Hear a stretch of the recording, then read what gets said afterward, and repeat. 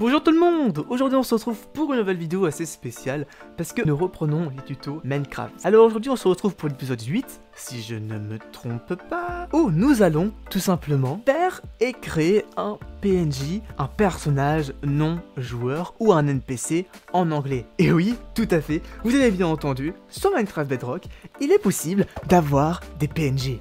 Mais alors, comment est-ce possible? Eh bien, c'est très simple. Et oui, il est très simple d'avoir un PNJ sur Minecraft Bedrock.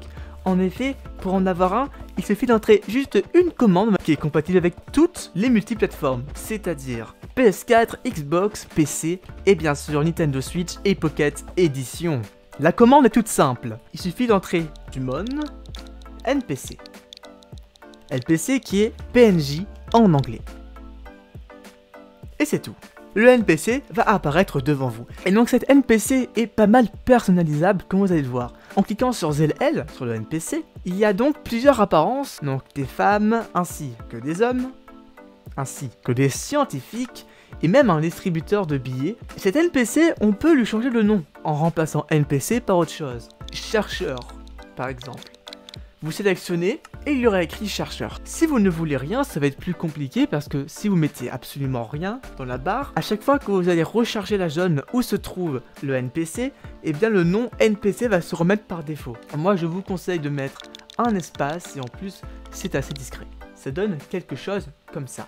Il faut savoir que le NPC va vous suivre du regard, mais ne pourra pas bouger, il va rester là où vous l'avez placé, à part si vous mettez de la glace et du piston pour le pousser. Ce qui est très intéressant avec ces NPC, c'est qu'il peut servir dans les maps aventure, ou même pour les maps RP avec des shops, car il propose quelque chose vraiment de génial.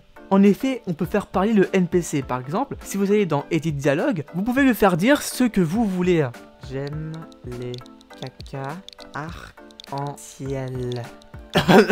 Et donc voilà ce que vous verrez que vous parlerez au PNJ. J'aime les caca à arc-en-ciel. D'accord. Bref, ce que je veux vous dire, c'est que vous pouvez mettre n'importe quoi. Et ce n'est pas fini. Vous pouvez aussi mettre des options que le joueur peut choisir. Vous allez voir, ça c'est un peu plus compliqué, mais c'est génial. Vous allez dans Advanced Settings, vous mettez Add Command, donc là vous avez bouton mode. Alors, vous activez le bouton mode, vous pouvez mettre une possibilité que le joueur pourra sélectionner. Par rapport à ce que vous avez sélectionné, il se passera quelque chose de différent.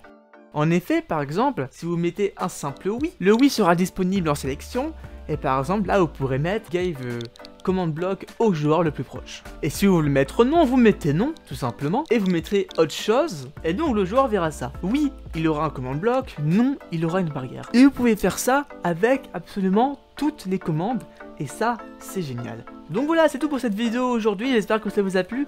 Je sortirai 2 autres vidéos à la suite qui auront un lien avec celle-là.